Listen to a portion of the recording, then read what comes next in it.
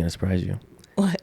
When I see a young woman with a nice pair of teeth, got you there. Clean Turns teeth. me on as crazy. I love talking about fame because I think it makes people uncomfortable. Okay. This is an uncomfortable smile.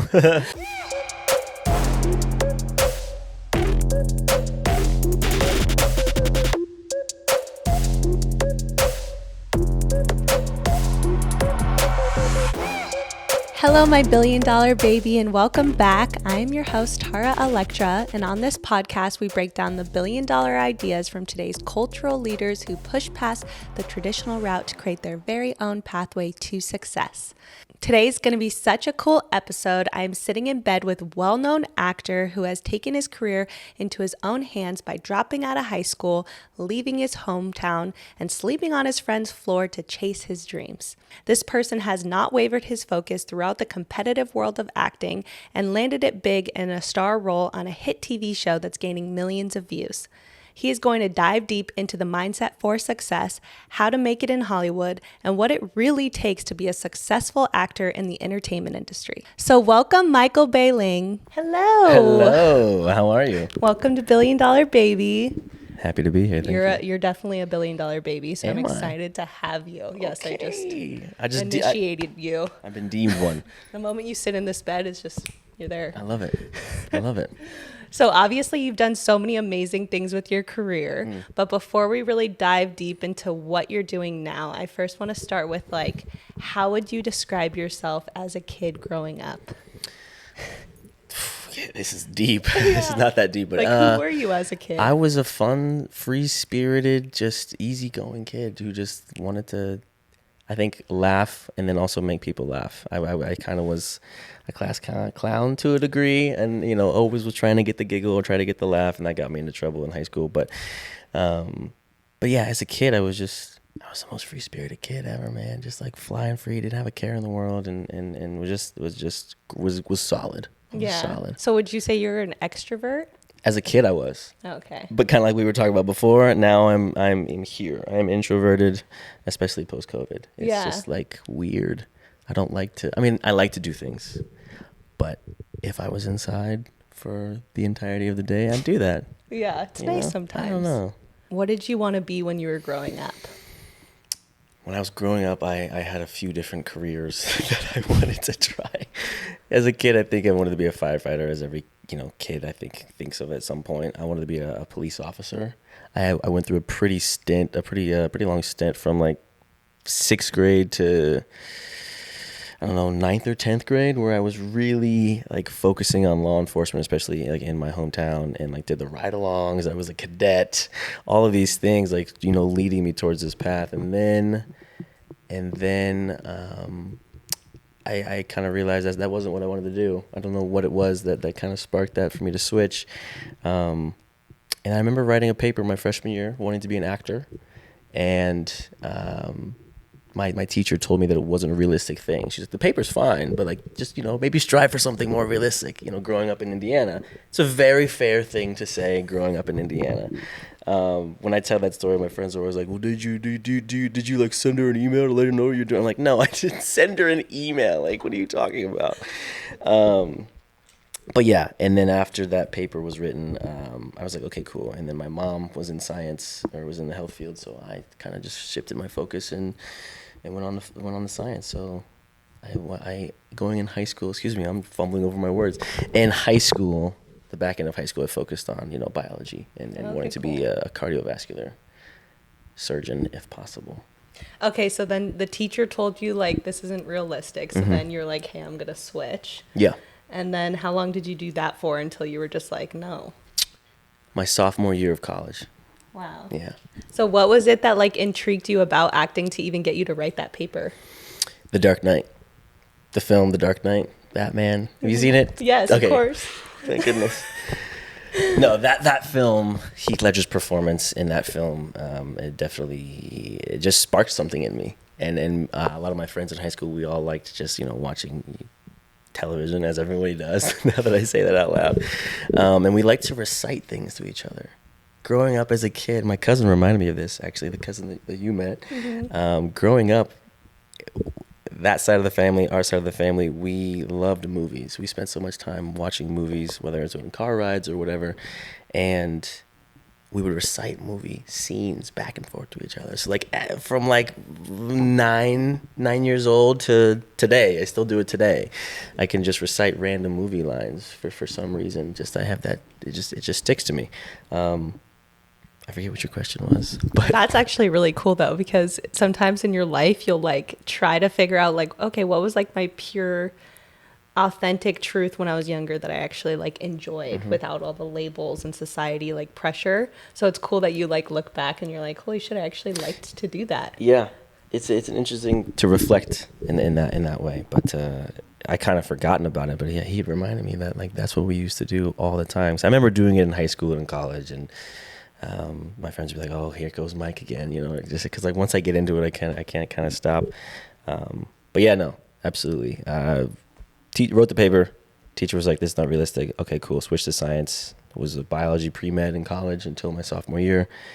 And freshman year and sophomore year of college, I kind of had this I was in a weird mental state freshman year and sophomore year. I was away from home. I had broken this foot for the second time, and I wasn't running track and field anymore.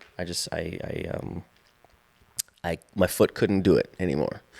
And I had discovered a pair of YouTubers who are still very prevalent today, that kind of it just made me have this realization that if they can do something, you know, as significant from moving from the Midwest, it's the Paul brothers. I know that they're, you know, whatever. I know people hate on them. People hate on them, but I'm like, look what they've done. Respect. People hate on them for their obnoxiousness, their whatever. And sure, if you're not into that type of content, that's fair. But you have to respect what they did. You gotta put some respect on them. So like for them to be from Ohio and to move from Ohio to Los Angeles, I was like, oh wow, this kid can do it. I'm not saying that I'm the same as him at all, but like this is somebody from the Midwest who I can resonate with. I didn't know anybody else from the Midwest who had any type of aspiration to be an actor or be in Hollywood, if you will. So to see them do it is kind of where I had this idea, like, okay, cool, let me try. So cool. Thank you. And then like I went from there to modeling and took commercials like in the Midwest, and then I came out to LA in January of 2018. And so what was like the first, obviously when you decide you want to do acting, it feels like a whole, like it's a whole thing. There's a lot in it. Sure. So like, where did you first be like, okay, I'm going to start here?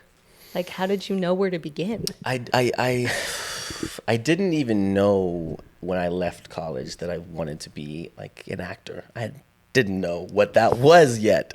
I just knew I liked movies and things like that. I liked social media. I liked the vlogging aspect. I liked just entertaining people through our little rectangular devices, right? So first things first, before I even left school, I had joined a modeling agency and just kind of was riding that wave for for a year and a half, if you will. Rode that wave and just had fun doing that, and then it just slowly evolved. Like the shoots turned into like mini campaigns in downtown Indianapolis for Finish Line, like random things like that, and then it turned into like commercials, like regional commercials in Chicago, Ohio, Kentucky, various things like that, and then an audition came my way, and I was like, I don't know what to do with this, like. I think it was like a Chicago Fire, and I can still cringe to the day because I know exactly how the self-tape looks. And so then I talked to my agent. I talked to my agent's friend who was a coach down in Louisville, started to work with him more one-on-one. I went to New York for a little bit and did some classes up there, and then just kind of fell even more in love with this creative process of building out a character, studying a script, and just breaking things down. And then just after several auditions that I had that I didn't get in Louisville, my agent was like, "You're ready for LA." And I was like, "What are you talking about? Like, I've been on one set, like, relax." But then from there, you know, I just trusted her, trusted myself, and you know, had the support of my parents to a degree. You know, they weren't thrilled whenever I said I was going to leave biology pre-med to go be a model and you know, act, but you know, they're proud, and their support was definitely necessary and needed. Was Hollywood scary to you at first when you looked at it? Were you like scared or were you excited? I was so hungry and I was so excited and I just wanted to attack it. So I wasn't fearful of it. I was That's just cool. excited. I was just excited. I feel like that's the best way to go about everything is like you have to like be excited and you also have to have fun. If you're not having fun, then like you're not going to align with things or actually enjoy it or be good at it. Like some people are just like after a while they're not actually having fun anymore. So that's cool that you were like excited to be here and we're like, okay, let's just do it. What do you think makes you different from most people that don't make it in Hollywood? I think that a lot of it has to do with luck, time, and place. But I guess something different about myself is I'm not afraid to make a fool of myself. And I think a lot of people can come out here with this idea that I don't want to do this, I don't want to do this, I don't want to do this, I only want it to be like this, this, and this. And I think you can put yourself into a box very, very quickly as opposed to letting yourself just do anything, do everything, make a fool of yourself. Like it's gonna be messy. Let it be messy. And just have fun with it. I think some people can get too in their heads. That's so cool that you say that because one of the other guests I've had on, he did really well in his career and he said a similar thing. Really? Yeah, he was like, I blew up from my show because I feel like I was the only one that didn't care so much. He said everyone else felt like they had to be a certain way and I'm just like, I'm just going to have fun. Like, yeah, do your thing. Like it's your life at the end of the day. Like everybody else's judgment doesn't matter to a degree, of course, but whatever you're going to do it. People are going to judge you no matter what, bro. So like, do it. Do it. When you go into an audition, do you feel like, because obviously, I mean, maybe not obviously to a lot of people, but I feel like belief is the most important thing. Like you have to believe in yourself and then you have to have probably a level of confidence. So when you walk into an audition, what do you do to be in your best version when you're going into an audition? Just be the most prepared I can be. Be as off book as I can. And then just, also kind of like what you said, believe that you can see yourself in this role. Because if you're just doing this audition because your team wants you to do it, in most cases it's just going to be a wash. But if you take the time to prep, which you don't always get as an actor, unfortunately, like you could get a call today and says you got an audition tomorrow. Here's 6 pages, go learn it. You know what I'm saying? But if you have the time to prepare, then be prepared. I think that's what makes me the most confident and comfortable whenever I'm on a set or in an audition room is being off book and being able to just go in and roll with the punches, and also being open to feedback and being open to coaching. That's, I think, what my coach tells me, one of the biggest things that people struggle with is if you prep a scene all night long and we get in to do a scene and the director says to you, that was great, but try it this way. And it's a totally different way from what you had been, envisioning in your head. Some people really struggle to be able to do it the director's way, to be able to switch up their game plan, to be flexible. And I think that's something that you have to have. You have to have it. Wow, that's interesting. I feel like that would be hard. You're like, I already practiced it this way. But you gotta you gotta just flip a switch in the moment. Wow. And then I was gonna say too, also if like you're acting and then someone says like constructive criticism on what you did, it's probably hard for a lot of people to stay confident and not just be like, oh, I suck, or like I didn't do this right. Sure, and I think that can come with any career. Realistically, I think that people just need to be sponges. Just be a sponge. If it's constructive criticism and maybe it's a little bit harsh, let it bounce off or like absorb it and like change your ways into this, to help to hopefully, make yourself a better person, a better actor, or a better podcaster, or whatever it is. Yeah, definitely. You know what you reminded me of too when you were speaking is, have you heard about how Will Smith got the role for Fresh Prince of Bel-Air? No, you didn't? Oh my God, I'm going to send you this YouTube video. It's so good. I heard that he used to memorize his counterparts' lines too, so he would be mumbling their lines. I knew that, but you have to listen to his book, The Will. The Will? It's just called Will, but it's so good. You would love it. Okay. But there's a part where he talks about, and it's a YouTube video too, but he talks about how he had someone say like, oh, can you even do that, or can you do this role? And he's like, yeah, I would love to be an actor. And like, he goes to this party, and then right then and there, he thought he was just meeting people for the opportunity for the role. And they're like, no, everyone paused. They turned off the music and they gave him a script. They're like, read it. And he's never acted in his life. And then he's like, hey, no, like, let's do it in like 2 weeks. Like, let me memorize the script and I'll come back. And they're like, oh, yeah, 2 weeks. But then this person's going to be busy and this person from like CBS or something is going to be Oh my busy God. and they're not going to be able to make it. So then what? And he's like, okay, 3 weeks. And he's like, all right, well, then coordinating this person and this person, then is like, you take it now or like your shot's over. And then he's like, okay, give me 5 minutes. And then he went into the bathroom, memorized it. Damn. And then he came out and then he did it like great and everyone was laughing and loved him. And then he signed the paperwork at the party. Oh, wow. For the role. I hope his agent was there. Jeez. He didn't have an agent. Hope they didn't I don't kill think him he on the even deal. had an agent. He didn't have a lawyer. There was like a lawyer at the party. It was like a whole thing. Oh, wow. So it was just so cool how you said sometimes like you have to be adaptable. And then sometimes you don't have time to memorize the role. You're like, do that much work on it. Yeah, absolutely. And that's like one of the benefits of in-person auditions, because you can go in with your script and you can hold it. And if you drop a line, you kind of just come down and organically find it, and then you come back up. And that's what I miss about in-person auditions. But that, again, being adaptable and not having enough time to fully memorize or fully kind of prep for this character or the character that you may be playing. Can you remember a time in your career that you wanted to give up? I don't think so. Wow, that's amazing. Let me think. Let me think. Like any time where it was getting like too hard and you kind of like maybe felt like you wanted to just be like, okay, maybe this isn't for me. No. Wow. Never. That's amazing. I was just always like, let's try it. And let me keep trying. And if it doesn't work out, it doesn't work out. Cool. But I never came to a point where I was like, I came to a point whenever I was here for pilot season when I was out of money and I was like, I got to go home to my manager. And he was like, no, you can't go home. Like we're in the process of negotiating some things. You can't go home. I'm like, what do you mean? Like, that was probably the only time, but I never wanted to give up. No. Wow, that's cool. And so what was that time like for you when you didn't really have money? You didn't know where this was heading. Did you ever have like self-doubt? Or were you just pretty much like, what I'm trying to understand is there's some people that have like so much writing on something being successful that they almost have resistance to it and they almost like are critiquing it more. There's some people that are just, like you said, having fun and enjoying the process.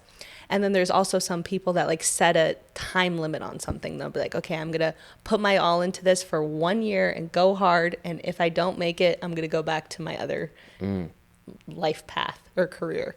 So like, which one do you feel like you were? Back then, I'm trying to envision me like walking down the street at 21 years old in California. There was definitely moments where it could have turned back. Whenever I first got here, I had a friend in Indianapolis who was a model friend of mine, and he had moved to LA a few months before me. And I'd been contacting with him. I was like, yo, I'm gonna come out in January. Like, is there any way I can crash on your couch? And he's like, absolutely. I'm like, bet. I get off the plane. He texts me. He's like, hey, I was like, cool. Like, I'm on my way to you. He's like, nah, sorry, you can't. My roommate said you can't stay on the couch. I was like, damn, crazy. Cool, whatever. We're going to adapt. We're going to improvise and we're going to overcome. I get a motel, stay there for one night. During that night, I'm like looking up Airbnbs. Like I have like probably like $3,000 like to use for this 3 months, which I thought was going to work. Anyways, and I find an Airbnb in Burbank. I'm able to get there from like, the 16th to January 16th, like February 4th for like $1,700, which is crazy. It was in the sketch part, but it's fine. We were fine. So I was there, and at that point, I definitely could have just been like in that motel room. I thought to myself, should I just like go home, save up money for a few more months, and then come back later? I had that thought, but I thought, you know what? Fuck it. Pardon my French. I'm here. Like let me do this. And now, luckily, once that Airbnb ran out and there was no more bread to put into anything, a friend who I had made out here, he was like, you can crash on my floor. And I was like, absolutely, I would love that. I'll take your floor. I will take your floor. So I was on the floor for like a month and a half with him. No way. Yeah. A month and a half. Yeah. It was solid. See, commitment. Got a sleeping bag. It popped on his radiator in North Hollywood. And then I got another one. That also popped. And but couldn't seem to figure out the airbag. So I was just like, you know what, let me just stay on the bed. Let me just stay on the floor, excuse me. Yeah. Wow, that's so cool. Was it the feedback in the role that really helped you keep going? Definitely. It was definitely people from my hometown, people in this business who, had seen it and had really expressed joy from witnessing it. And there was also just, during the time off from that particular role, I was able to go find other roles and work on other things. And that made me think, okay, cool. If you only see me as just one particular character, now I have shown you that I can do other things as well. And so to be able to bounce from this first role and kind of, I guess, move forward with the positive feedback that I've received from family, from friends, from acquaintances, from people on the street, that was a surreal moment when somebody recognizes you from a show and you're like, what? I still trip out every time because I'm like in the, pumping gas or doing something random. They're like, hey, really like your show. I'm like, oh, okay. Thank you. Like, you watched it? I don't know. It's always surreal to me. It's always appreciated, but always surreal. That's perfect because it goes into my next question. Fantastic. Let's roll. Perfect. Okay, so I love talking about fame because I think it makes people uncomfortable. Okay. And I think that it's it's an uncomfortable smile. I think that it's like it's funny to me because everyone, like, the most sought after things in life other than love are money and fame. Sure. Like, fame is a very huge thing people want to chase, right? Mm-hmm. And so I think it's a very taboo topic and it's very interesting. So when that all started unfolding for you, what was that like? It came in, what was it like? It was interesting. And that's not a good enough answer, so I'm going to dive a little bit deeper. It was kind of eerie and it got lonely after some time, and especially like when it kind of gets into your head, but it's kind of almost like a high when you would see these notifications of, your following jump from 10,000 to 500,000 in, 2 months. That's weird. That doesn't make any sense. Mm-hmm. And then you just kind of feel, I felt this way. Some of my other, coworkers felt this way of just like everyone's looking at us, like, stop, let me hide. It doesn't make any sense because it's all coming from love, right? This I guess fame, fans. It comes from fan, but like fan is short for fanatic. So you also got to remember that every single, no matter what you do. But wow, it got lonely at a time because you think that everyone's out to get you, and it's like you feel like this anxiety that people are using you, or in some cases they very much so were. Mm-hmm. But when it first hit, it was just like, oh wow, this is cool. I didn't think anything too much of it, but again, when you saw those notifications, cool. Sometimes there's a high. Now I've got my notifications turned off. Like, it doesn't do anything, right? Mm-hmm. But I can't articulate what it felt like in the moment. Well, I'll ask you more questions.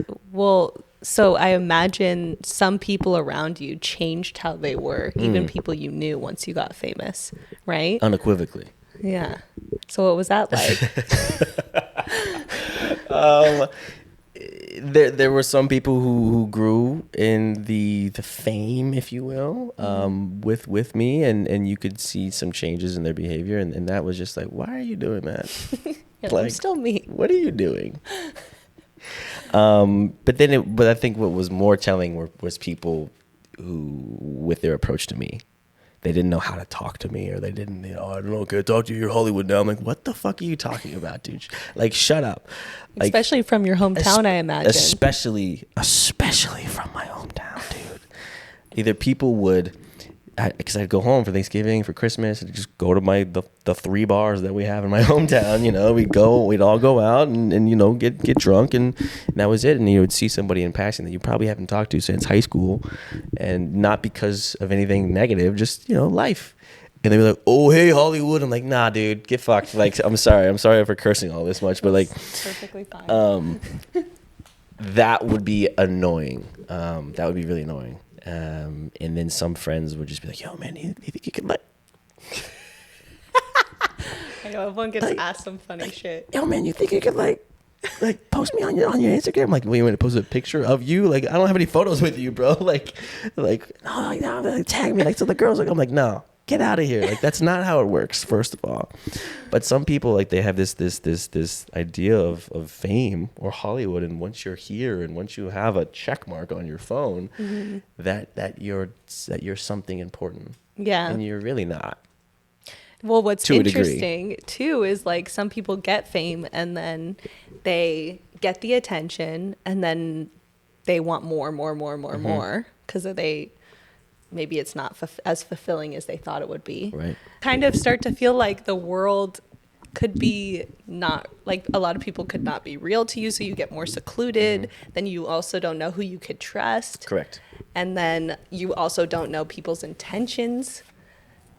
That's a big one. And then how often do you like come across people where you're like, do you like me for me or do you like me because of... Every day. So how do you deal with that? I have a radar, kind of like I have a radar. It's just like usually people are really bad at hiding their intentions. It's written all over their face. That's cool. It's like, okay, I'm gonna be civil with you, but like I'm gonna keep you at an arm's length because like I either I can't figure it out yet or I know what you're up to, and that's just weird. It's also just weird to have your guard up, which is like why another reason like why I could just be like in my house. I could have people over that I know and trust and love. We can play video games, we can drink, we can do whatever we want to do at the house. We don't have to go out and deal with these interactions with people, but that's no way to live. But yes, you just kind of have to.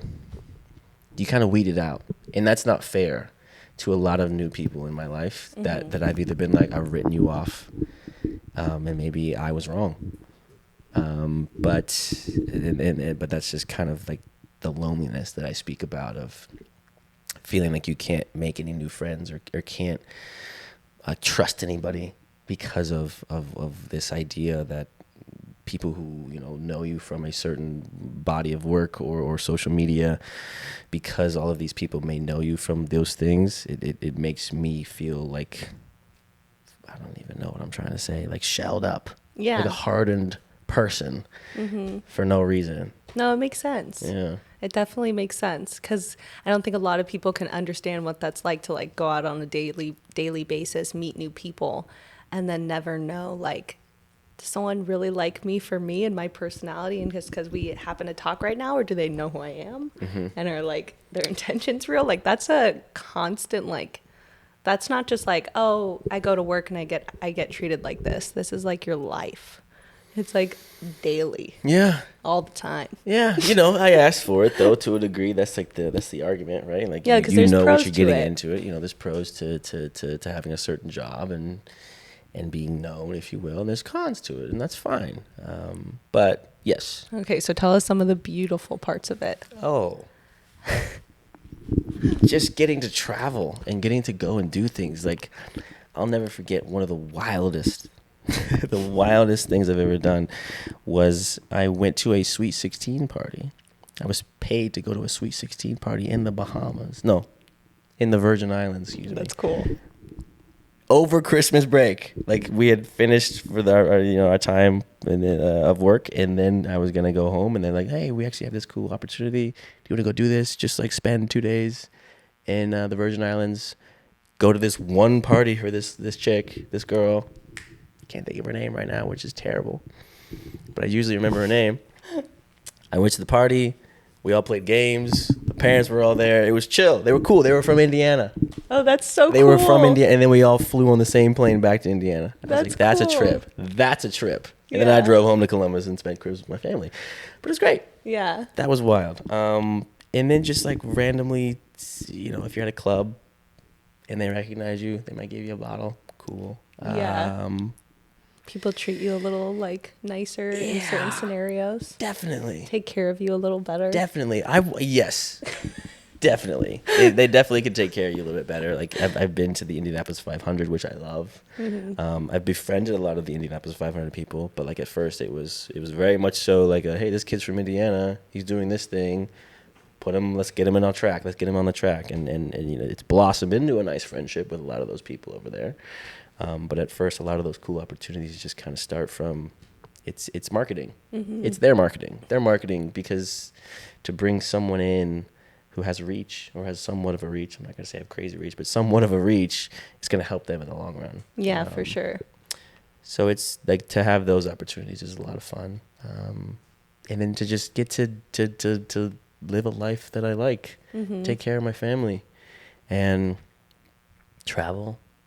I don't know, the freedom, the flexibility of what I do, I guess, is awesome. Yeah, for sure. Does the fame, wait, you tell me.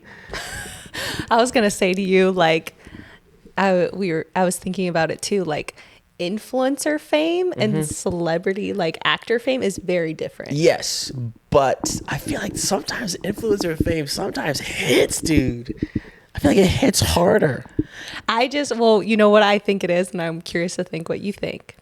I'm curious to hear what you think. Is influencers, they're famous for fans feeling like they know them, because Correct. they're very much like showing themselves constantly. Yeah. Whereas like actors who are famous, they love you for this role. So it's like you're more mysterious, because it's like, who are you? Who are you really, am Michael? Tune in next week. I think I concur with you. I concur with you first and foremost.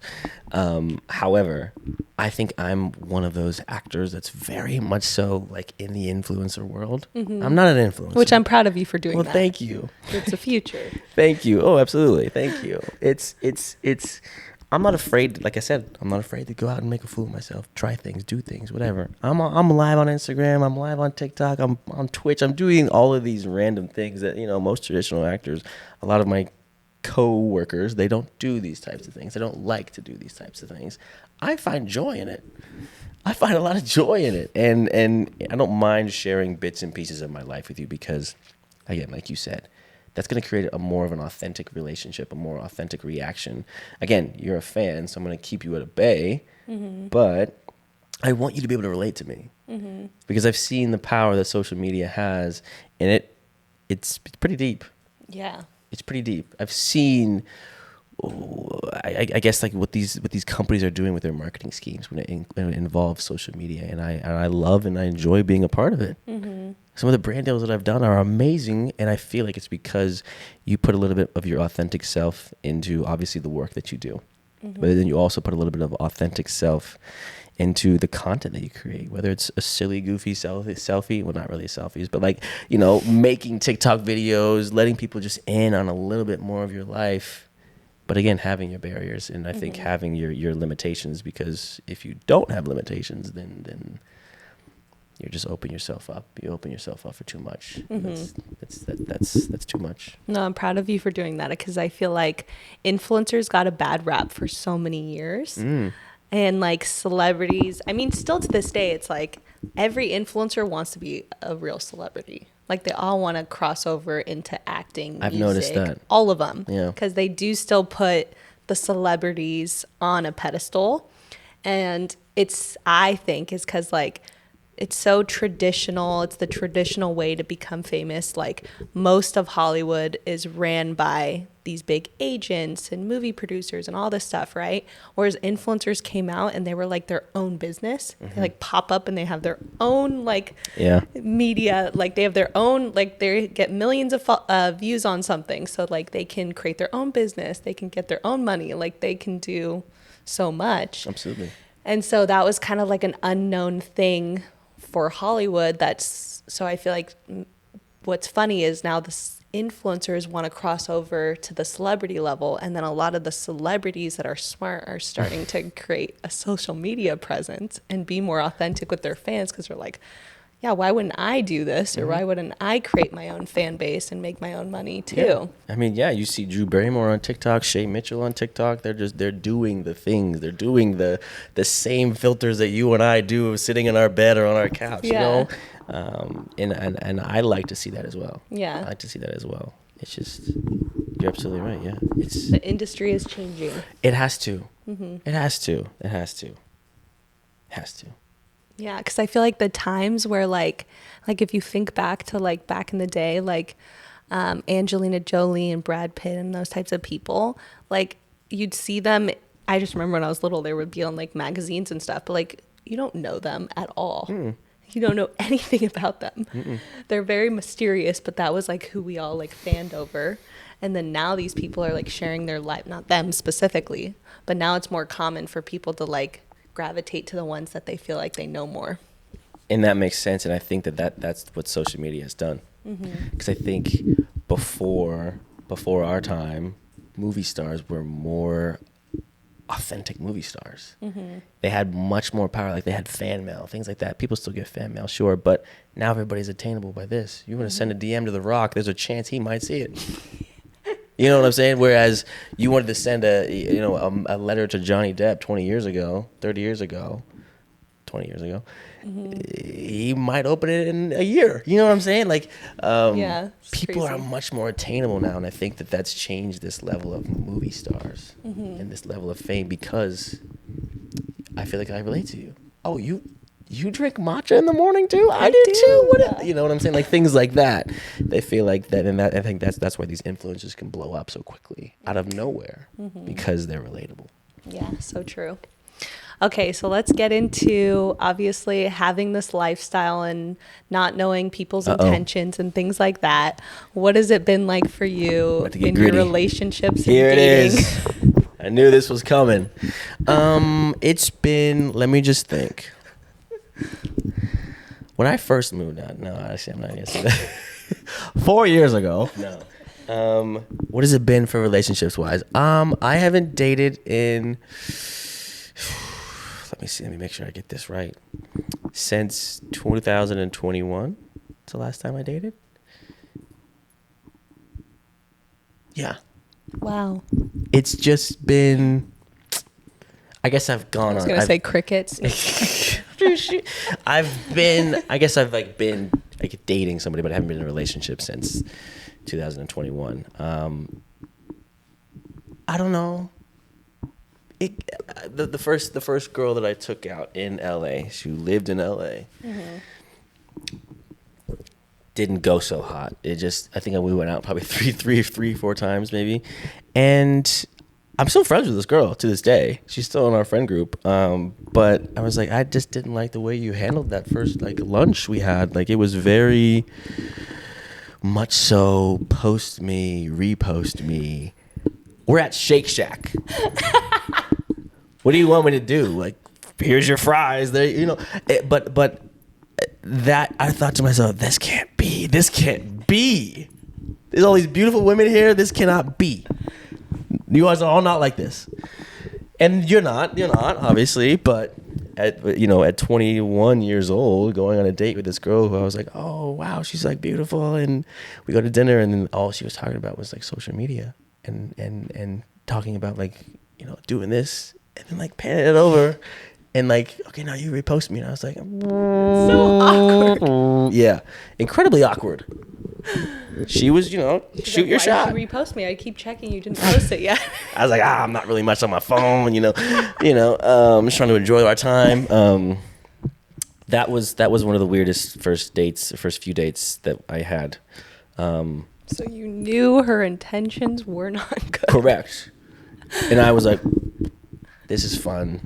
You're adorable, but I'm gonna peace out. And she's fine. She's cool. She's chilling. She's not tripping about it at all. Neither am I. And then I dated this girl. She was Canadian.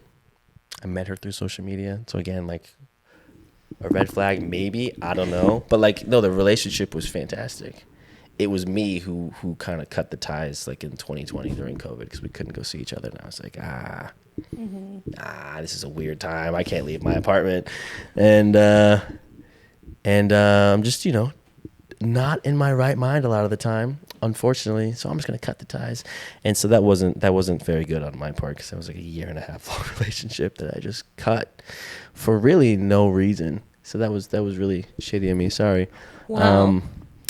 Yeah, and there's deeper layers to that. I was gonna say there must be. You don't just cut a relationship after a year unless there's deeper. There's deeper layers that I won't talk about on this podcast. That's fine. That I won't talk about to the platform, or to this platform particularly. But yeah, and then after that, I was chilling for a while. So what is it like when you like go out and try to meet people? Like, how do you know when someone likes you for you or not? Or like, how do you navigate all this? And like, what is it like? Again, like I said, some people's intentions are just Obvious they're now. obvious. Yeah, it can be obvious, and then you're like, okay, cool. Like, I can vibe with you. Yeah. I'm not gonna take you seriously. You know what I'm saying? Yeah. Or you just kind of have to go into it more with an open mind. If I don't feel anything off the first, like any type of like, not a red flag, but a red flash of like you're trying to do something, you have ulterior motives here, then I'll just be myself and just go with the flow until you give me a reason. Yeah. Until you give me a reason, I'm in. Let's do it. Let's try something. Let's go have fun. Whatever. What's your favorite way a girl's hit on you before? I don't even know. What's the funniest way a girl's hit on you? So, I don't even think that it happens. I'm trying to think. Oh, it doesn't happen. Maybe in the DMs, but I can't remember those. I've been sent a drink before. That was nice. That was sweet. I was like, whoa, are we in the movies? What's going on? Like, this waiter came over. He's like, and for you, sir. I was like, I didn't order this. He's like, no, from the lady. It's like, please. Okay. I was like, thank you, lady. I wasn't attracted to her at all, but I went over and I thanked her, and that was fine. But that's happened a couple times. The first time it happened, I was like, wow. But I guess I can't really recall the most funniest or the most interesting way someone hit on me. What's your favorite quality about a female? Like, if you were like, what interests you the most if someone... This is gonna surprise you. What? I was gonna say something funny, but I can't. If I'm sitting at a table or whatever, set the stage. I'm sitting at a table, the dinner's in front of me. I got my friends here with me, and I just crack my neck or whatever, look over, and I see a young woman with a nice pair of teeth. Oh. Got you there. I made you think for a second after I said pair. A pair of teeth, set of teeth, I should say. That's it. You're sold. That I like. You have really nice teeth. Oh, respectfully. Thank you so much. But like that. Especially if you're hygienic, you take care of your teeth. Okay, cool. Like, it's a basic thing. Brushing and flossing. It's There's basic. something that just turns you on about the clean teeth. Turns me on is crazy. But it definitely, I could tell you floss. I was like... Colgate? Crest? Colgate? Yeah, whatever. Crest 3D. No, that I love it. I love nice teeth. I love nice teeth. That's it. That's all he's looking for, ladies. I mean, nice teeth. Nice teeth. I like fit, nice teeth. That's how you slide into the DMs. You say, I like your teeth. Send me a selfie of your teeth. Yeah. Send me a close up of your teeth. No. It's weird. What quality, like in a personality trait? Humble. Humble. Again, I was fun. crying because I laughed so hard. Oh, that's good. Go on. Now I'm black all over. You got black on the wing. I would say, yeah, somebody who is, humble and fun. And like I said, doesn't take themselves too seriously, because I don't take myself too seriously. And to have two people who don't take themselves seriously, we will rule the world. Say you're interested in a girl and you want to take her out on a first date. Tell us where you would take them and what that date would look like. Okay. I can't even really imagine this right now. Because like I found myself in a situation where I'm like, oh wow, you're adorable. Like I would take you out. And then the time comes to like go and do it. And I'll be like, don't want to do it. Not because of them, just because I don't have any motivation to do it. But if that was the case, I would probably want to go to, maybe I'd ask what you like. What do you like to eat? But again, you're supposed to plan it. So it's like, no, it's nice to ask. I want to make sure you don't hate sushi before I take you to a sushi restaurant. I think that's fair. But I like Yamashiro in Hollywood. Nice overlooking Hollywood. It's a great spot. Catch steak. We've been there. So scrumptious. Again, I can't even think of like first date spots because I haven't been in so long. Because I haven't done it in years. Did I ask the question right? Was it what? No, that was the right question. Oh, okay. I haven't done it. Has been crickets. It has been. Play a lot of video games nowadays. Now I can see why you're not going on dates. I would so much rather sit and play video games from 8 p.m. to 5 a.m. Damn. than How many probably. hours is that? I don't know. Do you move to pee? Yeah. Do you eat? Yeah. Oh yeah. I deliver. I get food Do you sleep ordered. in the chair and then wake up in the morning and go again? I've never done that before, but I'd love to try. But no, I haven't done this date scenario, so I'm really trying to think. But Yamashiro, catch steak, those are basic. But also like, hey, let's go to Patty's on Riverside. This little diner. It's a diner. It's easy. Cute.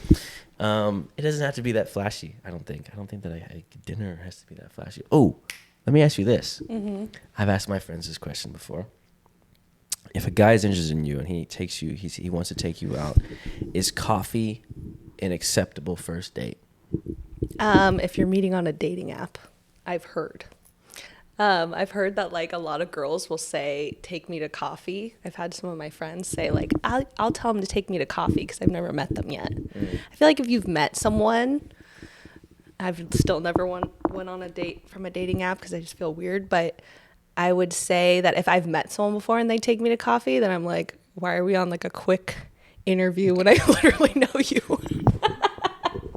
That would be weird. You're like, I only have 15 minutes. What drink do you want? What if they only had 15 minutes though? Would that almost be like, I've only got 15 minutes for this morning, for the next week and a half. Can I spend it with you? For the first day. Is that like nice or no?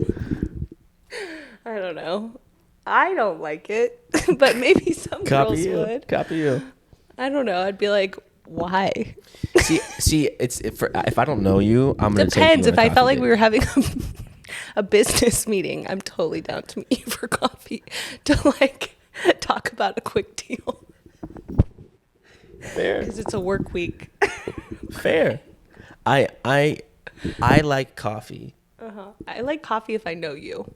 I just don't do like blind dates. Or like I've never went on a date with someone haven't hung out with yet. So maybe I think that, okay, to answer your question, I think girls would like the coffee date if they haven't met you in person yet. But if they've met you and hung out with you, I think it's a little odd. Sure, that's fair. I just like the coffee date because of what he said, because it's like, if we don't vibe in 10 minutes, I'm out. See ya. I don't have to sit over an hour dinner or an hour and a half dinner. You don't like that awkwardness? I despise pulling teeth to discuss a topic? I hate small talk. And if like I feel like I'm the one pushing the conversation, driving the whole conversation, I'm like, what do you want to ask? Do you want to like have a conversation, or what are we doing? Like, yeah. Talk. Yeah. Speak. Dates are awkward. They can be. They really are. But yes, dinner. Awkward coffee dates and we're good. That's how he asked a girl on a date. It's so quick. It's so fun. Like, you can make it 15 minutes or you can make it an hour. Wow. And I think that I like the versatility of a coffee date because you're not locked in. The dinner, you're locked in for an hour. Yeah, I feel you. I just feel like if I knew you already and you were asking me to go on a coffee date, I'd feel like maybe just because I think it's just a personal thing. I would be like, oh, you really have no time to carve out to like sit down. That's what it would feel like for me. What? If I know you already. Ooh. I'd be like, all right, well then I'm busy too.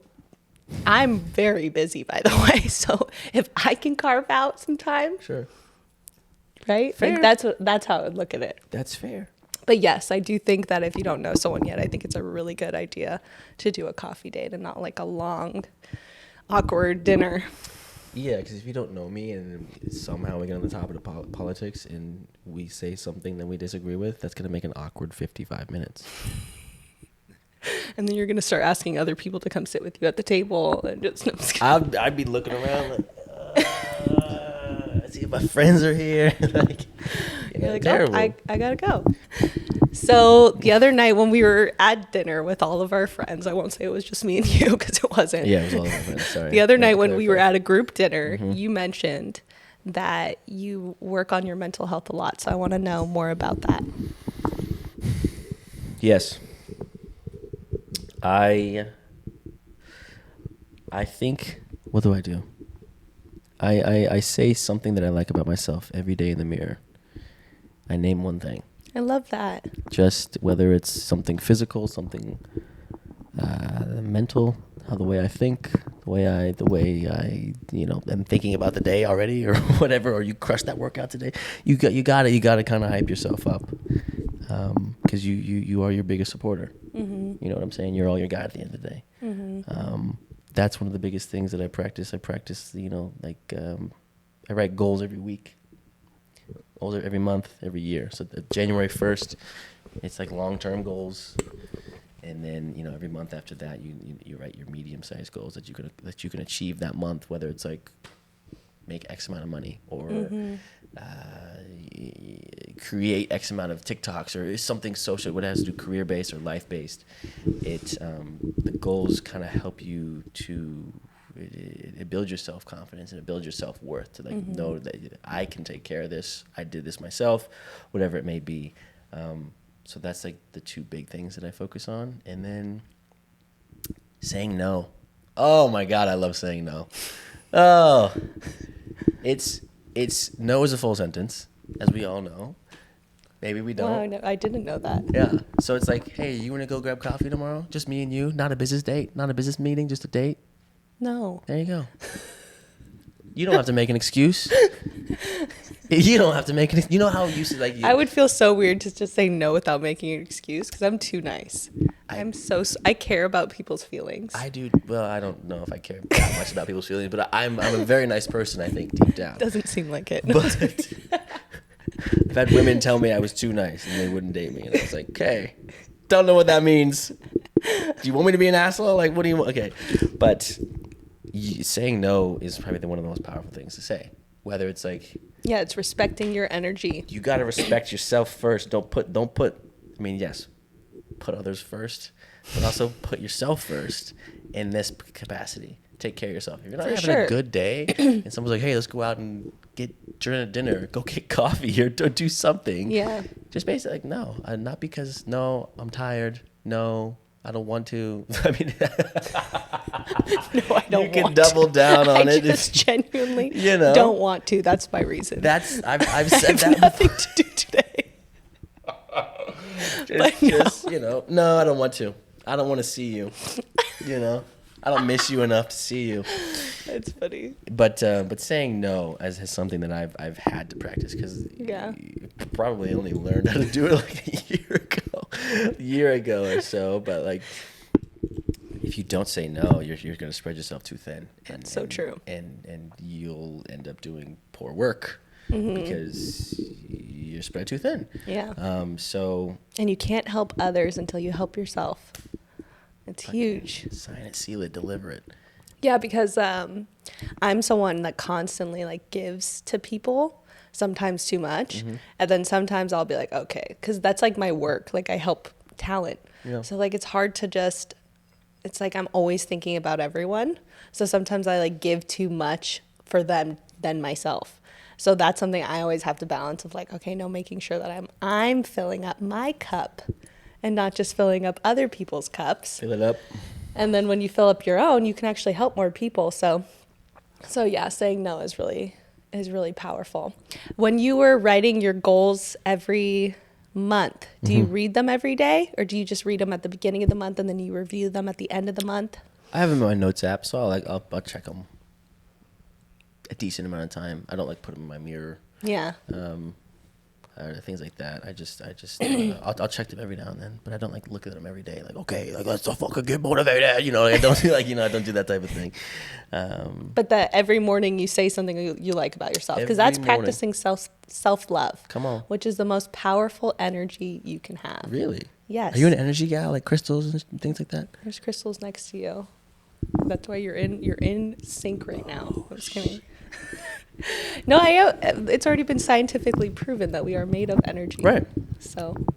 No, I concur. So I've been every morning I have like a list of things that I like know I want to work on too with my life, or like say that there's something I don't quite believe yet, or I feel like not as positive about something happening in my life.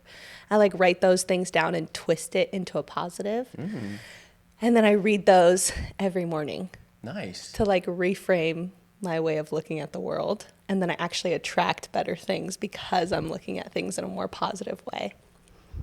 That's brilliant. Yeah. So it reminds me of what you're saying, because almost every morning I don't want to do it, but now I won't let myself start my day unless I do it, because every time I do it, my day goes so much better. And like I align with things and things just work out easier. And so, but it's a lot of it is also like some things I'll write is just making myself feel good about me.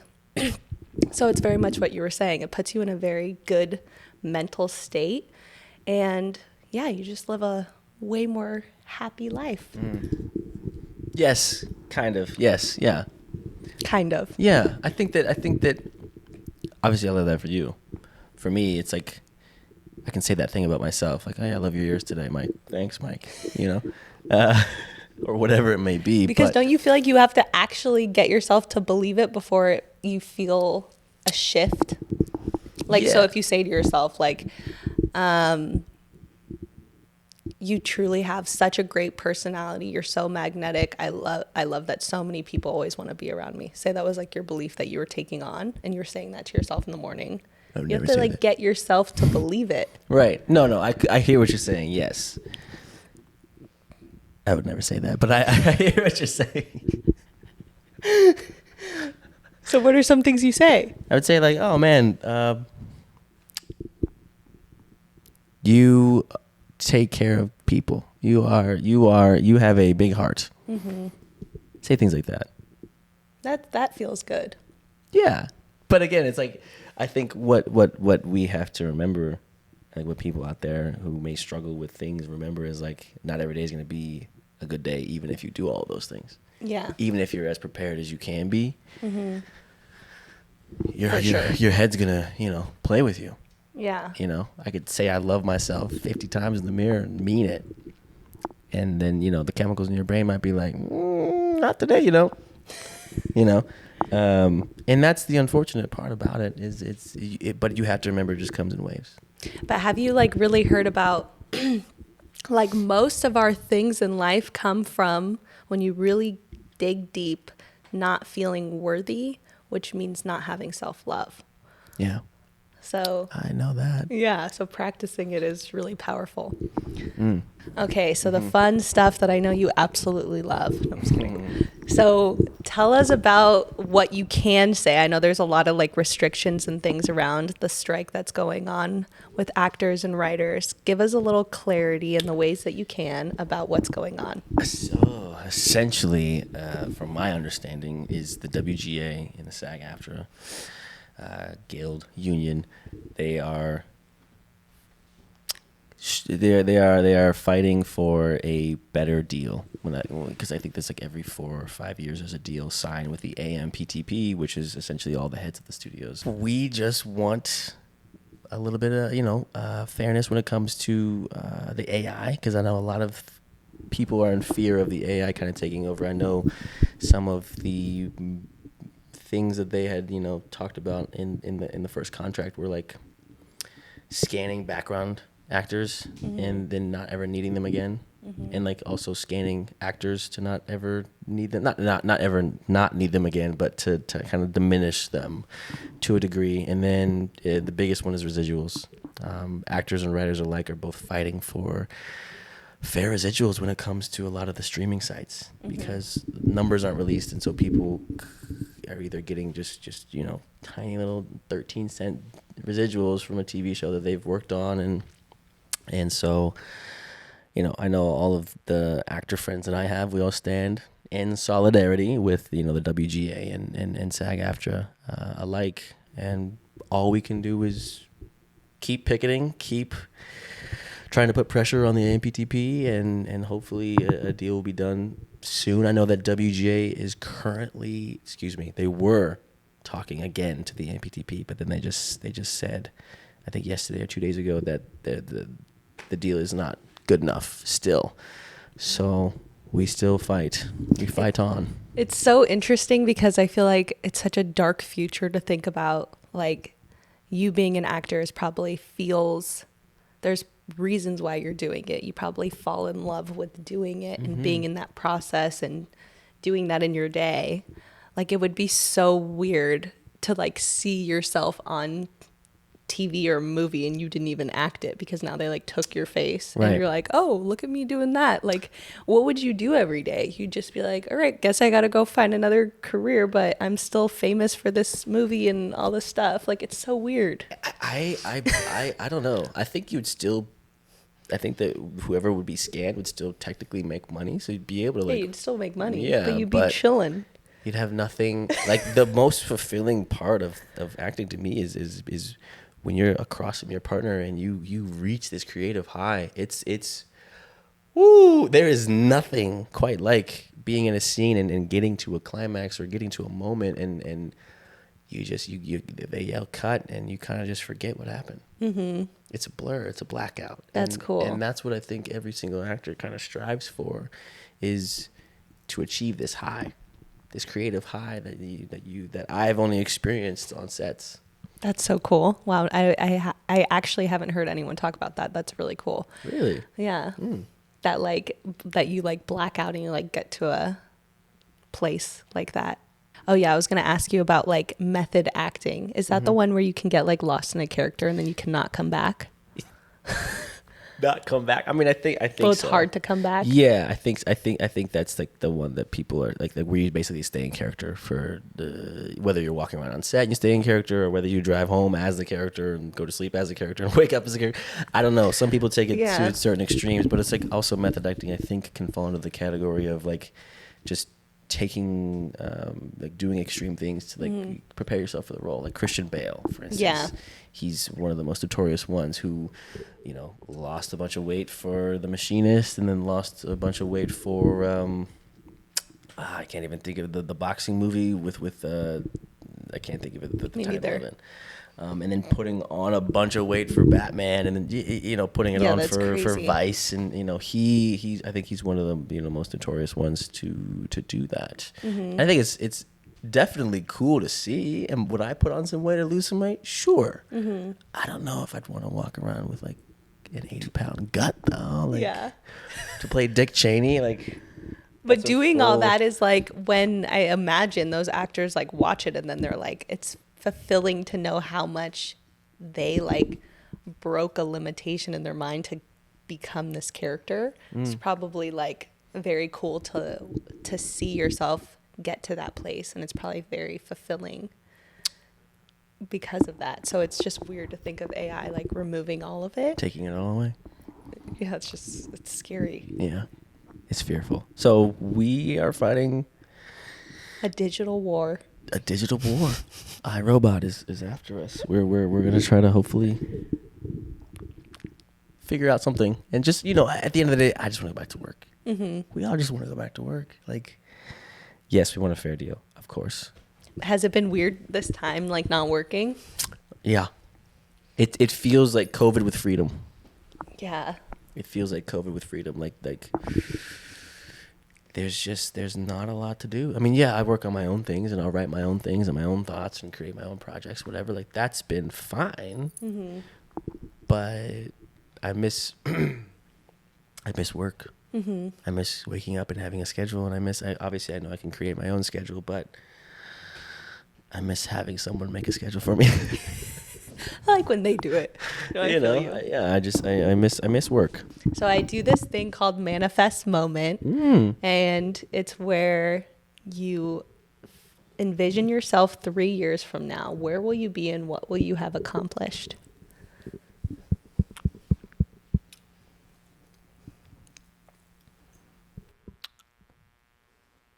Hopefully alive and breathing.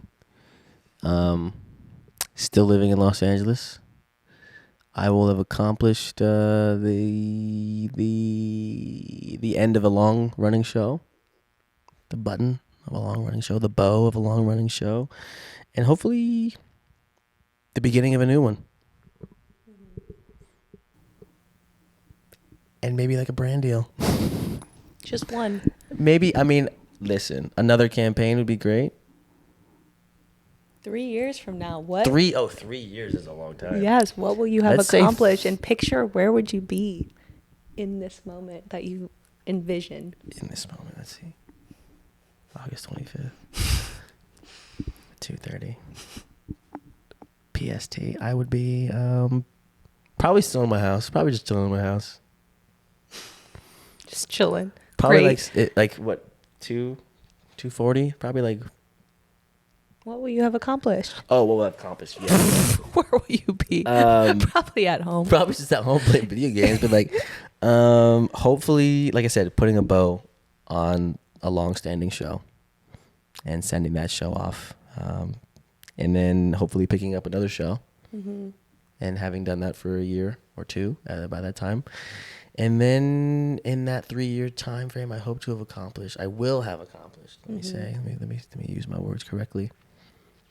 At least 3 more campaigns of different brands or repeat brands. And then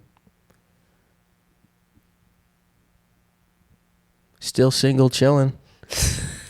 Safer. Maybe I added a guest house so my mom can come visit more often. Oh, that's cute. Because that's what she's like, I want you to put a casita in the backyard. I'm like, okay, relax. I imagine myself doing that for my mom. Yeah, like come on, come hang. Yeah, I would love. You have your space. I have my space. Don't come into the main house. Don't come into the main house after 11, Mom. You know, whatever. Yeah. Oh, it's amazing. Okay, so what is your $1 billion quality that got you to where you are now in life? I'm not good at these types of answers because I don't like to talk about myself, but fuck it. Maybe like my genuineness. I love that. That's a good one. Yeah. My smile, maybe. Your teeth. I do love my teeth. Yeah. My genuine smile. How about that? I'm kidding. No, my genuine. Yeah. Okay, and then thank you so much for coming on the show. Let everyone know where they can find you on social media. You can find me. Thank you for having me, first of all. Oh, thanks for coming on. Of course. We laughed a lot. We did. I made you cry a couple times. Yeah. Wow. You can find me on Instagram at MichaelB05. You can find me on Snapchat at the same thing. You can find me on Twitter at MichaelEvansB005, I think. And you're playing Twitch now. And I'm playing Twitch now, and that Twitch is MichaelB0505. Where you just go live and do you just talk shit the whole time? What are you talking about on those play lives? games. I interact with the viewers. I say, how you guys doing today? What's your weekend plans? I streamed before this, actually. But I play video games. Super cool. All right, thanks for coming on. Of course. So that's it for you today, my $1 billion baby. As always, please comment and let us know what parts resonated with you the most. Michael and I will be reading through all your comments and responding. I'm so excited to see you again next Tuesday where we'll have another exciting episode. Follow us at $1 Billion Baby on YouTube, Spotify, Apple, and we'll see you next week.